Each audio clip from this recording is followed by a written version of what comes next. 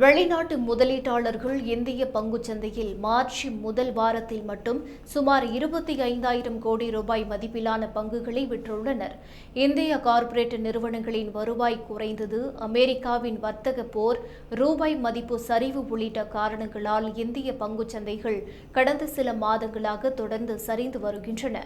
குறிப்பாக வெளிநாட்டு முதலீட்டாளர்கள் இந்திய பங்குச்சந்தையில் உள்ள முதலீட்டை அதிக அளவில் திரும்ப பெற்று வருவதே சரிவுக்கு முக்கிய காரணமாக உள்ளது.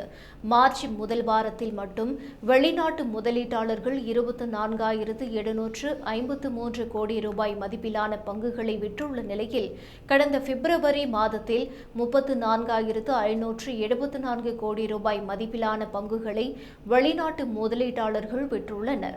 மேலும் ஜனவரியில் 78,027 கோடி மதிப்பிலான பங்குகளை விற்றுள்ளனர். 2025ஆம் ஆண்டில் மட்டும் இதுவரை வெளிநாட்டு முதலீட்டாளர்கள் திரும்ப பெற்ற நிகர முதலீட்டின் மதிப்பு 1.37 லட்சம் கோடியாக உள்ளது.